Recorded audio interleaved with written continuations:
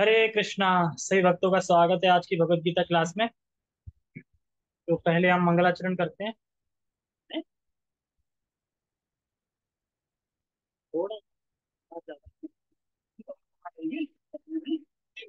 ओम अज्ञानतिमिरान्धस्य ज्ञानञ्जनशलाकया चक्षुरुन्मीलितं येन तस्मै श्रीगुरुवे नमः।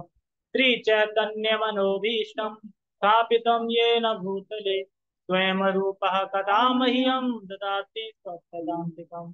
वन्देऽहं श्रीगुरो श्रीयुतापदकमलं श्रीगुरून् वैष्णवांश्च श्रीरूपं साग्रजातं सहगण रघुनाथान्वितं तं सजीवं साधुवेतं सावधूतं परिजनसहितं देवं श्रीराधा कृष्णपादान् सहगण ललिता श्रीविशाखान्विशांश। हे कृष्ण करुणा सिंधु दीनबंधो जगतपते गोपेश गोपिका कांता राधा तप्त कांचन गौरांगी राधे वृंदावनेश्वरी वृषभानुसुते देवी प्रणमामि हरिप्रिये। वाञ्छाकल्पतरुभ्यश्च कृपा सिन्धुभ्येव च पतितानां पावनेभ्यो वैष्णवेभ्यो। जय श्री कृष्ण चैतन्य प्रभु नित्यानंद श्री अद्वैत गदाधर श्रीवासादि गौर भक्तवृंद। हरे कृष्णा कृष्णा कृष्णा हरे हरे हरे राम राम राम हरे हरे। रामाय रामभद्राय रामचंद्राय वेदसे रघुनाथाय नाथाय सीताय ते नमः। नमामि विष्णुपादाय कृष्णपृष्ठाय भूतले श्रीमते भक्तिवेदान्ता स्वामिने नमस्ते सारस्वते देवे गौरवाणी प्रचारिणे निर्विशेषा शून्यवादी पश्चात शिवदयाल प्रभु। मंगलाचरण को सुनना होता है, मंगलाचरण के बाद नहीं आना होता। ठीक है प्रभु जी, हम आ रहे हैं, वो क्या कम है क्या? अरे तो नेट से प्रॉब्लम है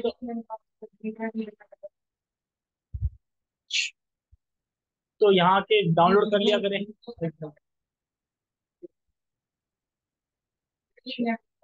अच्छा ये बात है। तो सॉरी शिवदयाल, हमको पता नहीं था। ठीक है, काश कि भगवान ने ऐसे पैसे दिए होते कि सबके फोनों में बैलेंस करा दिया है ना। ठीक है, तो देखियो मैं इसलिए खुश हूं क्योंकि आज का श्लोक बहुत अच्छा है। आज के श्लोक में हमारी स्थिति का पता चल रहा है। ये तो पता है हम शरीर नहीं, आत्मा है, आत्मा है, आत्मा है, लेकिन हम शरीर नहीं आत्मा है इतना जानना पर्याप्त नहीं है। ये पूर्णता नहीं है कि हमने पूरा जान लिया। आत्मा है मतलब क्या है, आत्मा भी मतलब क्या आत्मा है, तो उसके बारे में हम चर्चा करेंगे। और आज के श्लोक में एक ये चीज पता चलेगी कि हम कभी मरने वाले नहीं हैं। हरि बोल। हम कभी मरने वाले नहीं, लेकिन फिर भी हमें लगता है कि हम मरेंगे। एक्चुअली हम कभी मरने वाले नहीं। जो भक्त होते हैं, जो वैष्णव होते हैं, वो मरने से कभी नहीं डरते। वो उनका सिर्फ एक ही सपना होता है, उनका सिर्फ एक ही लक्ष्य होता है, भगवान कृष्ण की सेवा। बस जिस स्थिति में कराओ, जैसे भी कराओ, सेवा करो, इस स्थिति में रहते हैं। ठीक है, तो मैं जरा लिंक समझा दूं कि लिंक क्या है पिछले श्लोक से। पिछले से पिछले श्लोक में बोला गया था कि भाई कौन सा जीव है। तो फिर बताया गया था कि जो 8 गुणों से युक्त होता है, जो 8 क्वालिटी बताई गई थी, वो जीव। ठीक है, उसके बाद फिर बात हुई थी कि वो जीव जा सकता है मेरे धाम। फिर भगवान ने पिछले श्लोक में धाम का वर्णन किया कि वह मेरा धाम कैसा है। और धाम के बाद अब भगवान बता रहे हैं। तो अब प्रश्न होगा कि भाई कौन सा जीव है, कौन है जो जाएगा। एक्चुअली कौन सा जीव है जो जाएगा धाम। धाम 8 क्वालिटी बता दी, धाम का वर्णन कर दिया, अब जाएगा कौन, कौन वो जीव है। तो उस जीव की व्याख्या कर रहे हैं कि वह जीव है कौन है। तो वह जीव भगवान का ही अंश है। भगवान कह रहे हैं मेरा ही अंश है वो मेरे पास वही आएगा, मेरा ही अंश है वो, किसी और का नहीं है वो। पता चले कि वो किसी और का है, वो आपके पास आ गया। नहीं, मेरा ही अंश है, यानी वो अपने घर वापिस आ रहा है। मैं पापा हूँ उसका। ठीक है, और वो मेरा पुत्र है। आज ही मैं लेक्चर सुन रहा था, हाँ आज क्या इसी में तो वही बता रहे थे कि जो माया देवी है, ये एक के बाद एक प्रॉब्लम भेजती जा रही है, भेजती जाएंगी, भेज देंगी। ये कभी मत सोचना कि प्रॉब्लम खत्म होगी। एक के बाद एक के बाद एक के बाद एक प्रॉब्लम आती रहेगी। लेकिन हमें भक्ति करते रहना है। अगर हम ये सोचेंगे प्रॉब्लम सॉल्व हो जाएगी तब भक्ति करेंगे, तो कभी नहीं हो पाएगा। जैसे बुखार आ गया, तो हम तो यार बुखार ठीक हो जाएगा फिर करूंगा। बुखार ठीक हो जाएगा तो कुछ और आ जाएगा। कान में दर्द आ जाएगा, है तुम्हारे कान में दर्द? कान में दर्द आ जाएगा। अब हम सोचे कान में दर्द ठीक हो जाएगा फिर करूंगा, कुछ और आ जाएगा। तो प्रॉब्लम तो हमेशा ही रहेगी, लेकिन हमें भक्ति करनी। ठीक है, लिंक समझ में आ गया? श्लोक समझ में आ गया? नहीं वैसा है ना मेरे आंसर, ठीक है श्लोक। तो पहले हम, तो हम समझे कि हम कौन है, आत्मा है। जैसे मान लो कि, इसलिए अच्छा श्लोक है कि जब तक हमें समझ ही नहीं पाएंगे हम हैं कौन, तब तक तो माया लात मारती रहेगी और हम बेवकूफ बनते रहेंगे, बनते रहेंगे, बनते रहेंगे। लेकिन जब हमें समझ में आ जाएगा मैं कौन हूँ, तो हम उस दिन से बेवकूफ बनना बंद कर देंगे। तो हम समझे कि हम कौन है, हम आत्मा है। पर ये आत्मा का पूर्ण परिचय नहीं है। तो आज, तो आज हम समझेंगे कि पूर्ण परिचय क्या है। Okay, start. ममेवांशो जीवलोके, जीवभूता सनातना, मना सृष्टानि इंद्रियाणि, प्रकृतिस्थानि कर्षति। मम मामेवांशो जीवलोके, जीवभूता सनातना, मना षष्ठानि इंद्रियाणि, प्रकृतिस्थानि कर्षति। ममेवांशो, मेरा ही अंश है। यानी हम किसी और के अंश नहीं है, ना तो ब्रह्मा न शिव ना फलाना फलाना। हम सिर्फ कृष्ण के ही अंश हैं। ममेवांशो, और क्या है? जीव लोके, तो इस लोक में जो बद्ध जीव है, इस बद्ध जगत में, इस बद्ध जगत में जीव लोक है मतलब जीवों का लोक, मतलब इसे बद्ध, बद्ध जगत बोलते हैं इसको, जहाँ पे बद्ध है इसीलिए हम इस संसार में। तो इस बद्ध जगत में, भौतिक जीव में, जीव भूता, जीव भूत का मतलब है दो प्रकार के जीव होते हैं। कौन कौन से प्रकार के जीव होते हैं बताओ उसे? हाँ, नित्य बद्ध और नित्य, नित्य मुक्त, नित्य बद्ध। ठीक है, जैसे ये भी बोल सकते हैं जीव भूत और ब्रह्म भूत। जीव भूत क्या है? बद्ध। और ब्रह्म भूत क्या है? मुक्त। तो वही मतलब अलग व्याख्या है, लेकिन बात वही है। ठीक है? तो जीव भूत का मतलब होता है जो आसक्त है शरीर में, यानी बद्ध है। और मुक्त जीव है मतलब जो वैकुंठ में रहते हैं, मुक्त। और यहाँ भी रहते हैं, ऐसा नहीं कि मुक्त जीव यहाँ नहीं रहते। जो कि भगवान की भक्ति जिन्होंने प्राप्त कर ली है, प्रेम प्राप्त कर लिया, वो मुक्त है ना, जीते जी भी। तो वो इसलिए, तो समझ में आ गई पहली लाइन, यानी दो लाइन। हाँ, सनातना, सनातन का मतलब तो जानते होंगे। तो यहाँ कह रहे हैं ममय वांशो जीवलोके जीव भूत सनातना, यानी यहाँ कह रहे हैं इस भौतिक जगत में जितने भी बद्ध जीव हैं वे मेरे ही सनातन अंश हैं। अब सनातन वर्ड को पकड़ लो, इसमें सनातन वर्ड का बहुत हाईलाइट किया गया है। क्यों? क्योंकि हर जगह व्याख्या ही चलती रहती है कि हम मर जाएंगे, आत्मा भूल जाएगी, आत्मा परमात्मा में मिल जाएगी। ठीक है, हम तो घट आकाश पट आकाश थे, घड़े में आकाश था, बाहर आकाश था, घड़ा फूटा, वो आकाश में मिल गया। ये सब चीजें व्याख्या चलती रहती है। क्योंकि सनातन का मतलब क्या होता है? ना तो कभी जीवों को सृष्ट किया गया और ना कभी जीवों का अंत होगा। यानी जिस तरीके से भगवान शाश्वत है, उसी तरीके से जीव भी शाश्वत, यानी आत्मा भी शाश्वत। और क्या कह रहे हैं? और कह रहे हैं, एक और पेज पर, मन षष्टानी इंद्रियाणी। और ये क्या कर रहे हैं? तो बता रहे हैं मन को लेके, मन को लेके छह इंद्रियों को, मन को लेके, देख मन को भी मिला लो, छह इंद्रियां सात हो गई। नहीं, मन को लेके, हाँ सॉरी, पांच इंद्रियां होगी, मन को लेके छह हो गई। एक श्रृंखला, जैसे जंजीर कहते हैं उस तरह, इन इंद्रियों, इन इंद्रिया और मन को ढो रहा है। यानी जीव आत्मा पांच इंद्रिया और मन को ढो रहा है। कहाँ ढो रहा है? पश्चिम बंगाल में ढो रहा है क्या? कहाँ ढो रहा है? हाँ, ढो रहा है कहाँ? प्रकृति में स्थित होकर, यानी इस भौतिक जगत में स्थित होकर जीवात्मा बेचारा ढो रहा है, इंद्रियों को, मन को ढो रहा है, बहुत वजन लाद के ढो रहा है। तो ये यहाँ पे बता रहे हैं कि जीव क्यों कह रहे हैं कि खींच रहा है, ढो रहा है, क्यों कह रहे हैं ऐसे जीव को? इसलिए कह रहे हैं क्योंकि आप जानते हो ना कि ये जीव, ये जो इंद्रियां हैं जीव के कंट्रोल में। देखो, याद रखना, ध्यान दें कि जब भी हम कहीं जाते हैं तो हमारी जो पांच इंद्रियां हैं, ज्ञान इंद्रियां, वो अपने अपने विषय को ढूंढती रहती हैं। आंख अपने विषय को ढूंढती रहेगी, मान लो आत्मा सोल तो चल रही है सीधा, पर आंख अपने विषय को ढूंढती रहेगी, नाक अपने विषय को ढूंढती रहेगी, मुंह कुछ खा लूं अपने विषय को ढूंढती रहेगी। और ये क्या है कि भागती है एकदम, जैसे कुछ लपलपा या गम गम जलेबी दिख गई तो खानी है, ऐसे करके तो जीभ भाग रही ना, जीभ इधर भाग रही है। और मन क्या है, मन एक अलग ही भाग रहा है। तो उस तरीके से आत्मा संभाल नहीं पा रही है, सब भागते हैं। इसलिए कह रहे कंट्रोल नहीं कर पाती उनकी बात। लेकिन जब हम भगवान की भक्ति करते हैं धीरे धीरे फिर कंट्रोल कर लेते हैं, मन हमारे आश्रित हो जाता है। तो ये हर इंद्रियां अपने भोग की तरफ भागती हैं। तो इसलिए जीवन में संघर्ष बताया जाता है। इस जीवन में क्यों संघर्ष है? क्योंकि हमारी इंद्रियां भागती है। क्या हमारा नाक नहीं भागती है कि सुगंध अच्छी मिल गई तो? खुशबू मतलब किसी चीज की भी हो सकती है, खाने की भी हो सकती है, फूलों की भी हो सकती है, और गंध भी हो सकती है, कैसी भी हो सकती है। अच्छा, कौन बताएगा? पांच इंद्रियों के नाम बताओ। कौशल प्रभु बताएंगे इशारों से, पांच इंद्रियों के नाम बताओ, ज्ञान इंद्रियों के। इशारे से बताओ, ऐसे करके हाथ लगा के। एक तो मैंने ही बता दी। समझ में आ गया क्या कौन सी है इंद्रियां? मुंह और त्वचा, हाँ हाँ, ठीक है। तो ये पांच ज्ञान इंद्रियां और मन, मन भी मिलके ये सब भागते हैं। तो श्लोक क्लियर है सबको? क्लियर है? बताओ, जी भूत का मतलब क्या है?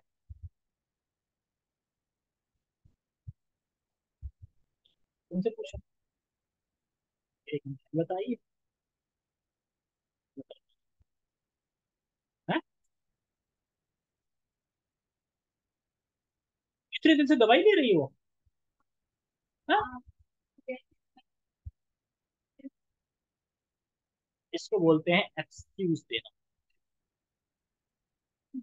वही है ये, अगर समझने वाला समझ जाएगा, वही है। रात को 8 बजे दवा ले रहे हो, रात को कौन मिल रही है?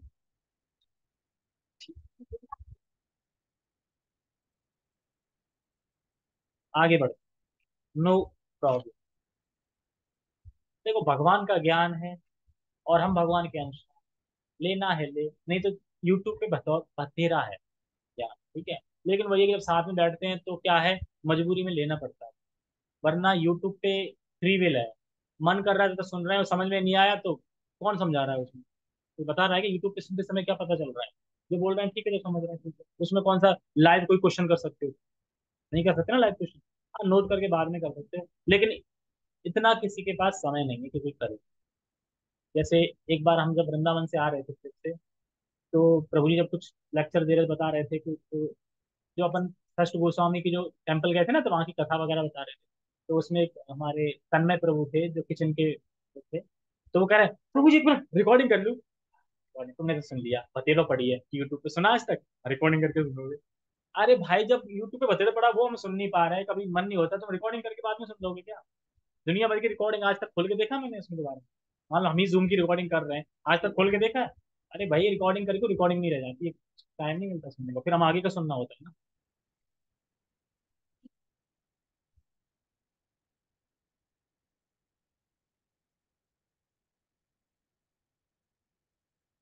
अरे, टेक्स्ट पढ़ते हैं। इस बद्ध जगत में सारे जीव मेरे शाश्वत अंश हैं। बद्ध जीवन के कारण वे छह इंद्रियों के घोर छह छह इंद्रियों से घोर संघर्ष कर रहे हैं, जिसमें मन भी सम्मिलित है। देखो, मैं समझने का प्रयास करना चाहिए, बहुत गंभीर बात है, तो इसे सही से समझ सकते हैं। हमें लोगों से कैसे संबंध जोड़ना चाहिए? संबंध तोड़ तो सकते हैं 1 मिनट में, तोड़ने के बहुत तरीके हैं, लेकिन जोड़ने का तरीका हमें सीखना चाहिए कि हम भगवान के कौन है, अंश तो हैं और भी कुछ हैं, अंश ही अकेले हैं। हाँ, सेवक है, और नित्य सेवक है, मतलब दास सेवक है। तो हम भगवान के सेवक हैं। और यह व्यक्ति, सामने वाला व्यक्ति, यह भी कौन है, ये भगवान का मालिक है नहीं, वह भी नित्य सेवक, वो भी सेवक है। तो मैं कैसे इस व्यक्ति को और किस प्रकार से कृष्ण की ओर उन्मुख कर सकूं, हमारा यह कार्य होना चाहिए कि ये भी सेवक है, मैं भी सेवक हूँ। तो मैं कैसे अपने स्वामी यानी इसका स्वामी की किस प्रकार से क्या ऐसा करूं कि मैं उन्मुख कर सकूं, मतलब कि कृष्ण की तरफ उन्मुख कर दूं उसे। जैसे कि अभी ये ऐसे खड़ा है, कृष्ण इधर है, ऐसे कैसे कर, इतना ही करना है, ऐसा नहीं कि डोर के कृष्ण के पास ले जाना है, बस इतना कर दो कि इधर देखने लगे, बाकी काम भगवान करते। समझ में आया? तो हमें, इसीलिए चैतन्य महाप्रभु कहते हैं, अमार आज्ञा गुरु हो, तारे देश, जारे देखो तारे कहो कृष्ण उपदेश। तो जो भी मिले हमें उसे कृष्ण उपदेश करना है। अब देखो, अब हम लोग गंभीर हो गए हैं, काफी 3-4 साल इस फॉर्म में हो गए, तो गंभीर बन, वहीं के वहीं नहीं, अपने थोड़ा शरीर के लेवल से ऊपर उठो। क्या करो, शरीर के लेवल से थोड़ा ऊपर उठो, और मान सम्मान लाभ हानि इससे निकलो ऊपर। क्योंकि हम सोचेंगे कि कब कब ऐसा तो हमेशा सोचते रहेंगे, नए नए नए, अब कब निकलोगे। देखो, भक्ति में नए रहो, लेकिन अपने आप में गंभीर बनो, नहीं तो हम यहीं की बने रहेंगे, जहाँ है वहीं रहेंगे। जैसे वो कहते हैं ना कि लंगर नहीं उठाया ना, तो कहाँ रहेंगे, खूब नाव चलाई, खूब पसीना आ गया, खूब भक्ति कर रहे हैं वहीं के वहीं। तो हमें अपने आप को इन मान सम्मान से ऊपर उठाना है। ठीक है, कि समझना है कि जब भी हमें दुख दिया जा रहा है या दुख मिल रहा है या कष्ट आ रहे हैं, तो हमें समझना चाहिए कि भगवान क्या, हम भगवान के सेवक हैं, और हम क्या हैं, भगवान कह रहे हैं जीव भूत सनातन, मतलब कि ये सब मेरे अंश हैं और सनातन है, हम तो कभी मरने वाले नहीं। एक्चुअली हम भगवान के दास हैं, फिर मैं फालतू की दुख क्यों ले रही है किसी और से उससे, मैं तो हुई नहीं। तो ये समझ के हमें गंभीरता थोड़ा हमारे अंदर डेवलप करनी चाहिए। ठीक है। अच्छा, आत्मा को क्या कोई गाली दे सकता, तो फिर हम गाली से क्यों दिक्कत, टेंशन में मुझे गाली दे दी। जैसे प्रभु जी बता रहे थे ना, बीटेक कर लिया, किसने बीटेक कर लिया, क्या तुम्हारे नाक ने बीटेक कर लिया, या तुम्हारे शरीर ने कर लिया, कौन बीटेक है, आत्मा, आत्मा आत्मा को बीटेक करने की क्या जरूरत है? कर किसने लिया बीटेक, हम मान रहे हैं कि हमने कर लिया बीटेक, बीटेक कर किसने लिया, बुद्धि, बुद्धि तो भगवान की सेवा में लगानी चाहिए, बीटेक कर किसने लिया, किस भाग ने कर लिया। इसीलिए इस चीजों को हम समझ सकते हैं, इसी श्लोक पे मैं इसको थोड़ा ठहर के बता रहा हूँ, कि ताकि हम गंभीरता से विचार करें कि हम हैं कौन, क्या बताया जा रहा, हम आत्मा है, ये पूर्णता नहीं है आत्मा की।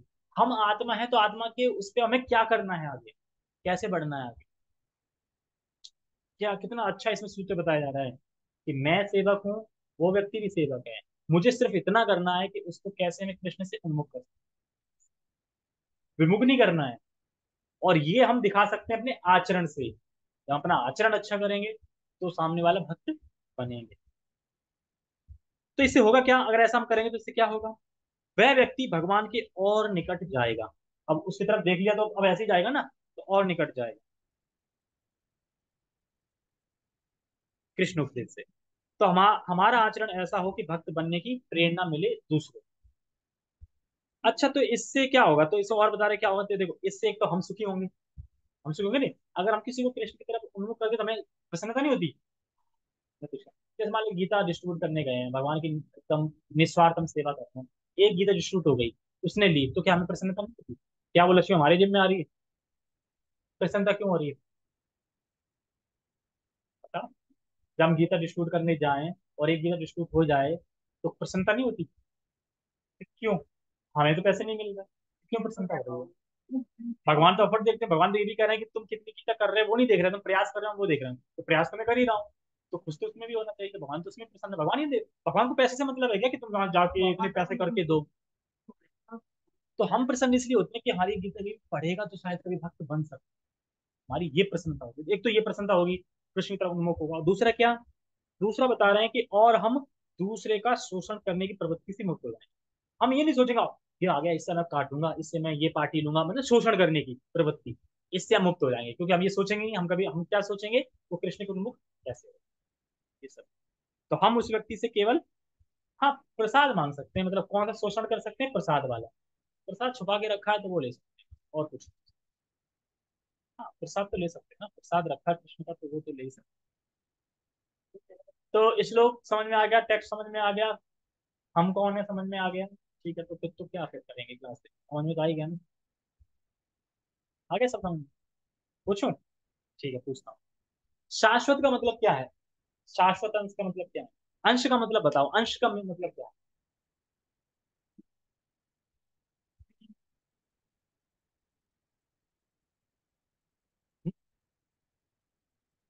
अंश का मतलब ठीक है, हाँ, हम छोटे हो बड़े हो। और क्लियर बताओ, थोड़ा और क्लियरिटी दो, और क्या समझ में?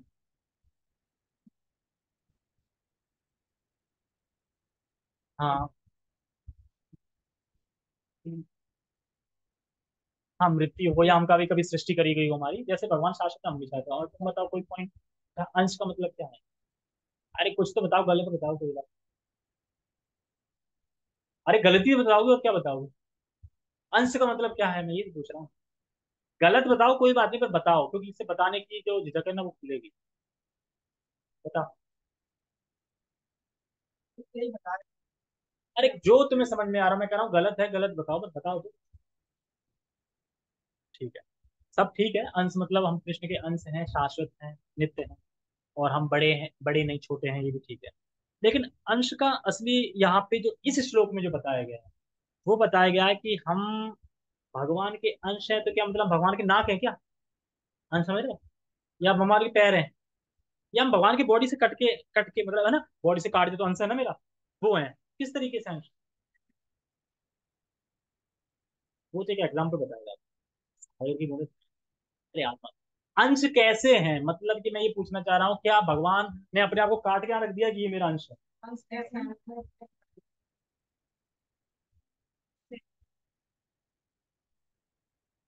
अंश का महत्व क्या है, मतलब क्या हम भगवान के नाखून, पाँव या बॉडी का अंश है? अगर मैं बोलूं अच्छा तुम भगवान की बॉडी का अंश हो क्या, नहीं तो फिर कैसे अंश हो? तो क्या जवाब दोगे? ये तो उस पर्पज पे दिया गया, गुणात्मक रूप से हम सेम हैं, लेकिन क्वांटिटी में भेद है, जैसे सागर सागर की दूध, वो चिंगारी चिंगारी की लौ, आग अग्नि अग्नि की चिंगारी ऐसे।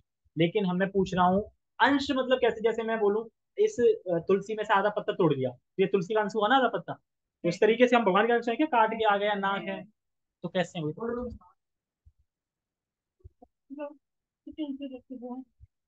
तो वो तो शाश्वत हो गया। ठीक है, बताता हूँ। यही इस लोग में समझता है, क्योंकि लोग क्या बोलते हैं, जो निराकारवादी फिलोसफी नहीं देते हैं, कि पूरा एक ब्रह्मा, पूरा ब्रह्म था, ब्रह्म में से कट कट के हम आए हैं, मतलब अंश है ना, तो कट कट के आए हैं और फिर उसी में फिर मिल जाए, चले जाए, यानी भगवान से कट कट के हम आ गए, भगवान ही फिर मिल जाएंगे। ऐसे है क्या हम? तो अंश का मीनिंग क्या है असली? असली अंश का मीनिंग बताया गया है। तो वास्तव में हम जो है, वह भगवान की शक्ति का अंश है। किसके? भगवान के शक्ति का अंश है, यानी तटस्थता शक्ति के अंश हैं। समझ में आया? और समझ आया ना कि हम कैसे हैं? भगवान की तटस्थ शक्ति क्या है? शाश्वत है, नित्य है। हम उसके अंश हैं, ऐसा नहीं हम भगवान से कट के आ गए। लेकिन भगवान की शक्ति और भगवान में कोई अंतर नहीं है, तो हम भगवान के अंश। हम भगवान के अंश कैसे हैं? क्योंकि भगवान में और भगवान की शक्ति में कोई अंतर नहीं है, अभेद है, मतलब दोनों एक ही है। तो हम भगवान के अंश भी है। लेकिन अभेद कैसे है, मतलब भेद भी है अभेद भी है। जैसे है ना, गुणात्मक रूप से है भी और नहीं भी, ऐसा आता है ना। तो ये तो हो गया, जैसे मैं बता रहे हैं कि हम भगवान के शक्ति अंश हैं। हम भगवान के शरीर का अंश नहीं है, हमेशा याद रखना, भगवान के शरीर का अंश नहीं है, नहीं तो जाएगा अच्छा तो भगवान के शरीर से हम कट करके सब आगे तो भगवान तो खत्म हो गया। तो हम भगवान के शरीर का अंश नहीं है। हम ऐसा नहीं है कि भगवान टुकड़े टुकड़े टुकड़े हो गए, जैसे कि एक बूंदी का लड्डू है, उसमें तो बूंदी बूंदी बूंदी बूंदी अलग हो गई, और जब फिर बूंदी फिर मिल गई, ऐसा नहीं है। तो भगवान बूंदी नहीं है, कहने का मतलब तात्पर्य यह है कि हम भगवान के तत्व शक्ति के अंश। जैसे शास्त्र में बताया गया, हम भगवान की शक्ति का अंश है, जैसे शक्ति और शक्तिमान भेद अभेद है। शक्ति शक्तिमान साथ में रहते हैं ना हमेशा। तो भगवान की शक्ति का अंश है, तो यानी भगवान के अंश है, क्योंकि शक्ति शक्तिमान में कोई भेद नहीं है, एक ही है, तो योगा भेद। और हम भगवान के ही अंश हैं, और क्योंकि उनकी शक्ति का अंश है, ठीक है। और भेद कैसे है? क्योंकि हम जीव शक्ति है, भगवान हो गया हमारी जीव शक्ति, तो अभेद भी है, भेद भी है। बाकी हम गुणात्मक रूप से भगवान के समान ही हैं, लेकिन क्वांटिटी रूप से छोटे हैं। लेकिन अंश का महत्व क्या है डीपली बताया जाए कि अंश मतलब कैसे अंश, तो हमें इस तरीके से हम भगवान से कट के नहीं आए, हम भगवान की शक्ति के, हम भगवान की शक्ति के अंश हैं। तो भगवान की शक्ति के अंश है या भगवान के अंश का, वो बात एक ही है, क्योंकि शक्ति शक्तिमान में कोई फर्क नहीं, जहाँ शक्ति है वहां शक्तिमान है, जहाँ शक्ति, दोनों साथ रहते हैं, राधा कृष्ण ना ही अन्य, एक ही है। ठीक है। जैसे कोई बोले पेड़ से फल मिल जाते तो पेड़ समाप्त हो जाता है, बहुत ही एग्जाम्पल। गाय से दूध निकलता तो गाय समाप्त हो जाती है क्या? उसी तरीके से जब भौतिक संसार में ऐसा हो सकता है तो भगवान में नहीं हो सकता, तो इसलिए भगवान की प्रशंसा शक्ति के अंश है। आगे कह रहे हैं इसमें लास्ट में, और कह रहे हैं एक जगह संघर्ष कर रहे हैं। तो बद्ध जीवन के कारण वे छह इंद्रियों की घोर संघर्ष कर रहे हैं। कैसे संघर्ष कर रहे हैं? तो संघर्ष कहाँ है? देखो दो पेड़ बताए गए थे इस चैप्टर में, जो नीचे के पेड़ में उससे संघर्ष है। क्यों? क्योंकि नीचे की तरफ जाता है। मैंने बोला था कि हर चीज नीचे की तरफ जाती है, प्रेम नीचे जाएगा, समय नीचे जाएगा, हर चीज यहाँ पे नीचे जाती है। यानी आज खूबसूरत है कल, लेकिन भगवत धाम में क्या है, ऊपर जाता है। तो ये यहाँ पे बता रहे हैं कि हर चीज नीचे की ओर जाती है, टाइम का, टाइम के हिसाब से यहाँ पर सब समय के हिसाब से नीचे चला जाता है, समय के साथ सब खत्म हो जाता है, कूलर खत्म, ये खत्म, धीरे धीरे सब चीजें समाप्त होती जाती हैं समय के साथ। तो इसी के संघर्ष में हम चल रहे हैं, इसलिए हम यहाँ पे संघर्ष कर रहे हैं। तात्पर्य हो जाएगा आज? जितना हो जाता है उतना कर लेते हैं, क्योंकि कल तात्पर्य बड़ा है ना। ओके, हरे कृष्णा, सबको तात्पर्य दिख रहा है ये मैसेज? अगर लड्डू में से बूंदी को अलग करेंगे तो लड्डू का अस्तित्व तो मिट जाएगा, मतलब हम भगवान से कट कट के आए होंगे तो भगवान का अस्तित्व। अरे, मैं क्या एग्जांपल दे रहा था? मैं लड्डू का एग्जांपल दे रहा था। ऐसा नहीं है कि एक लड्डू था और बूंदी बूंदी बूंदी हम हो गए थे, ये गलत फिलोसफी है, ये कह रहा हूँ। ऐसा नहीं है कि हम, मतलब पत्थर का एग्जाम्पल ले लो, मतलब पत्थर है, पत्थर काट काट काट काट के पत्थर समाप्त, और फिर पत्थर वो सारे मिलके फिर पत्थर बन जाए, ऐसा नहीं, गलत फिलोसफी है। हम भगवान के अंश, मतलब इस तरीके से नहीं, भगवान के शरीर से आए, हम भगवान की तत्व शक्ति के अंश हैं। शक्ति हमेशा रहती है, शक्ति शक्ति में कोई भेद नहीं है, तो इसलिए हम भगवान के ही अंश, ये समझ। ठीक है। और शायद तुम कुछ और समझ गए क्या? बूंदी का लड्डू का जू आ गई क्या वहां तक? ठीक है, आगे बढ़ते हैं। इस श्लोक में जीव का स्वरूप स्पष्ट है। और सुना है स्वरूप क्या है जीव का, हम सनातन कैसे हैं, हम अंश कैसे? जीव परमेश्वर का सनातन रूप से सूक्ष्म अंश है। सूक्ष्म अंश का मतलब क्या है? बहुत छोटा होता है। जैसे इसमें एक और तरह से बता रहा है कि जीव को भगवान का अंश क्यों कहा गया। भगवान की प्रकृति है, और भगवान की उत्तम प्रकृति भी है, प्रकृति उत्तम प्रकृति, और उसका अस्तित्व है, इस रूप से कहा जा रहा है भगवान का अंश। ऐसा नहीं है कि भगवान को काट काट कर जीव बनाया गया है। सूक्ष्म अंश यानी बहुत छोटा। कहाँ पे थे? हाँ। ऐसा नहीं है कि बद्ध जीवन में वह, क्या हुआ, चल क्यों मेरा? ऐसा नहीं है कि बद्ध जीवन में वह एक व्यक्तित्व धारण करता है और मुक्त अवस्था में वह परमेश्वर से एकाकार हो जाए। तो व्यष्टित्व का मतलब क्या है? व्यष्टित्व, ऐसा नहीं है कि पहले ब्रह्म था। अच्छा, व्यष्टित्व को आगे समझा।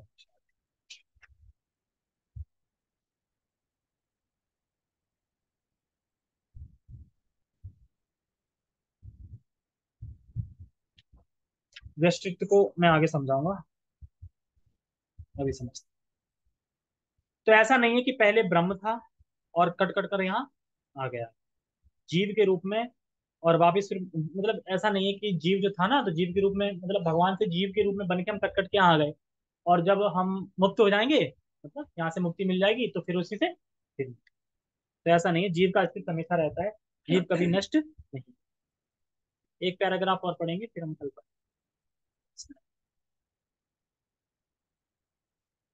वह सनातन का अंश रूप, यहाँ पर स्पष्टतः सनातन कहा गया है।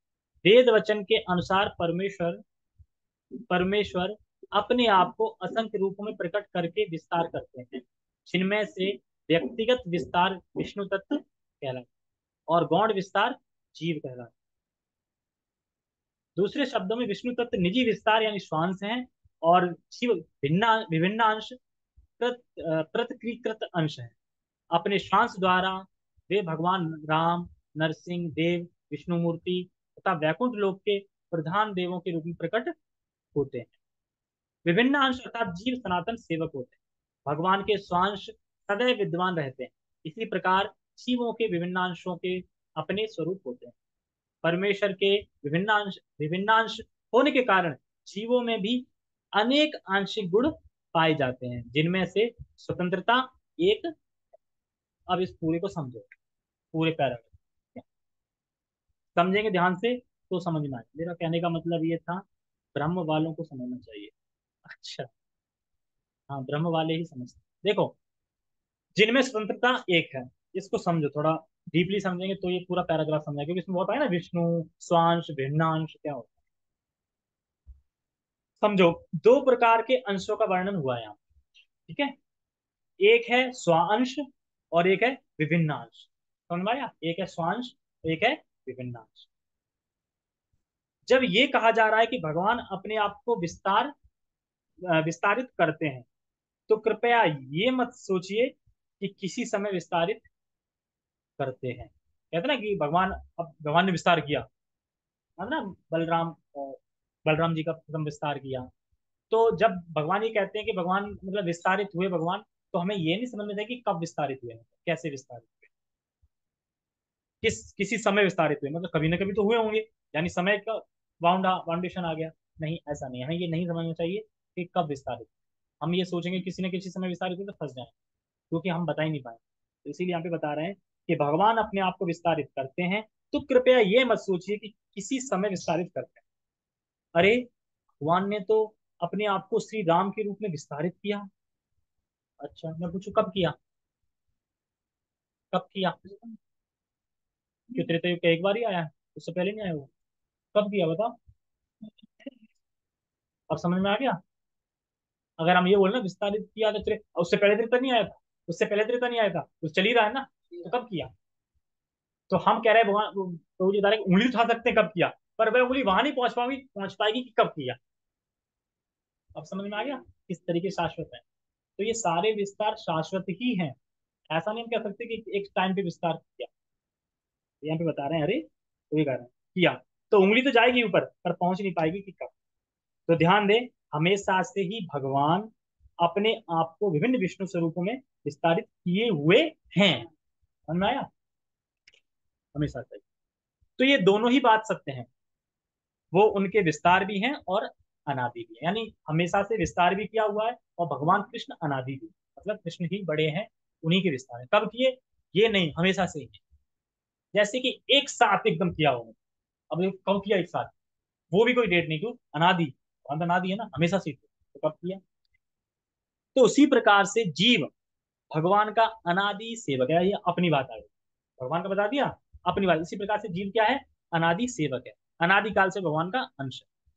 लेकिन आप ये नहीं कह सकते कि जीव कभी किसी समय भगवान से आया होगा, ये नहीं कह सकते। क्यों, कब आया? तो नहीं कह सकते, क्योंकि अनादिकाल से ही जैसे भगवान है वैसे। अब आ जाओ, थोड़ा इसको समझ लो, स्वांश और विभिन्नांश ये क्या होता है। भगवान के जो स्वांश होते हैं समझ लो, क्योंकि अपने ये चैतन्य महाप्रभु का जो टीचिंग चल रही है ना, उसमें ये आएगा चैप्टर विभिन्नांश स्वांश, या फिर बताएंगे तो समझ में नहीं आएगा स्वांश क्या होते हैं, भिन्नांश क्या होते हैं। स्वांश उनको कहते हैं जैसे राम, श्री राम, नरसिंह, विष्णु, वराह, जितने भी स्वांश हैं, स्वांश स्वरूप हैं, इनमें शक्ति कितनी होती है? उतनी होती है 100% जितनी कि कृष्ण में यानी भगवान में। ऐसा मतलब ना कम होती है, उतनी ही होती है, क्योंकि ये स्वयं भगवान से अभिन्न है, मतलब भगवान ही है। बस अंतर यही है कि अपनी इच्छा से भगवान उन रूपों में उन स्वरूपों में अपनी शक्ति को पूर्ण रूप से प्रस्तुत नहीं करते। जितनी शक्ति की आवश्यकता है उतनी प्रस्तुत करते हैं, पूर्ण रूप से प्रस्तुत नहीं करते। अंतर खाली इतना ही, बाकी सब सेम। अपनी शक्ति को पूर्ण रूप से प्रस्तुत नहीं करते, ऐसा नहीं है कि शक्ति है नहीं, शक्ति है भी और भगवान भी है, लेकिन प्रस्तुत नहीं करते। ये होता है स्वांश। अब आजा विभिन्नांश। विभिन्नांश किसको कहते हैं? हाँ, वो हम कौन है? हम जीव, यानी गुणात्मक रूप से क्या है हम? भगवान की समान है, सच्चित आनंद। और भगवान के जो गुण हैं वो थोड़े गुण हमें भी हैं लेकिन माइनर। भगवान में जो गुण है ना, जैसे भगवान को खेलना पसंद है, हमें भी खेलना पसंद है लेकिन कम, मतलब भगवान ज्यादा हम कम। तो थोड़ी मात्रा में वो गुण भी है। लेकिन भगवान के समान कभी हम शक्तिशाली नहीं हो सकते, हम कभी भगवान नहीं बन सकते, ये हमेशा। वहां पे भगवान नहीं है वो, लेकिन यहाँ पे भगवान नहीं है, हम बन नहीं सकते कभी। कुछ लोग कहते हैं अरे तुम ही राम हो, तुम ही भगवान हो। अब तुम भूल गए हो, जब याद आए तुम भगवान बन जाओ। हम भूल क्यों गए? माया की वजह से। अच्छा, जब माया ने भुलवा दिया, माया इतनी स्ट्रांग पड़ गई कि तुम्हें भुलवा दिया। नहीं, जब माया ने, तुम भगवान थे तब भुलवा दिया, अब तुम भगवान हो नहीं तो अब तुम्हें छोड़ देगी क्या माया? तो ये चीज नहीं। जैसे भगवान स्वतंत्र है तो हम भी स्वतंत्र हैं। इच्छा, इच्छा स्वतंत्र दी है ना, क्योंकि इच्छा स्वतंत्र इसलिए दी है कि तभी हम भगवान से प्रेम कर पाएंगे। अगर इच्छा नहीं देंगे तो भगवान से प्रेम कर ही नहीं पाएंगे। इच्छा है तभी तो हम इच्छा स्विच कर सकते हैं, हम भगवान से प्रेम करना है कि माया से करना है। अगर हम माया से प्रेम करेंगे तो क्या मिलेगा? लात मिलेगी। और भगवान से प्रेम करेंगे तो क्या मिलेगा? प्रेम मिलेगा। तो हमें डिसाइड करना है माया से प्रेम, माया की इच्छा करनी है कि भगवान की इच्छा करनी है। तो हम अपनी स्वतंत्रता को कैसे सदुपयोग करें? अब एक बात बताओ, भगवान ने स्वतंत्रता है और हमें भी स्वतंत्रता है। अब हम अपनी स्वतंत्रता को कैसे, स्वतंत्रता की सदुपयोग करें, स्वतंत्रता का सदुपयोग कैसे करें, ये कैसे पता चलता है? हमें अपनी स्वतंत्रता को कैसे सदुपयोग करना है, ये हमें कैसे पता चलता है?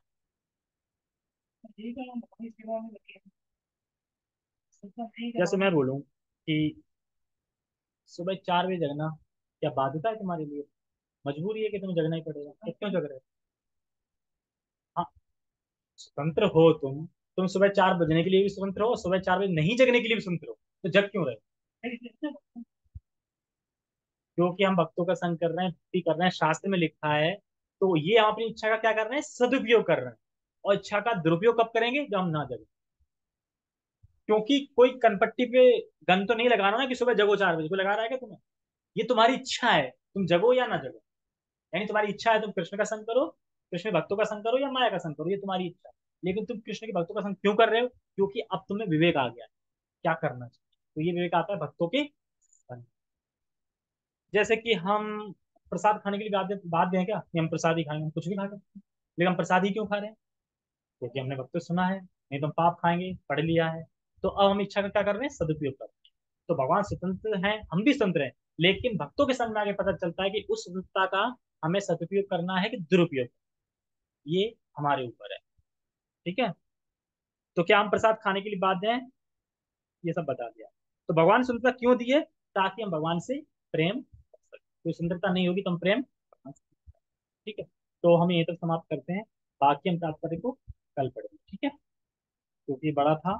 थोड़ा भिन्नांश अभिन्नांश समझ में आ गए, संस्कृत समझ में आ गई हो, काफी कुछ इन श्लोक से क्लियर हो गया होगा। ओके। जगत गुरु शील प्रभुपाद की जय, श्रीमद् भगवद गीता की जय, गौतम हरे।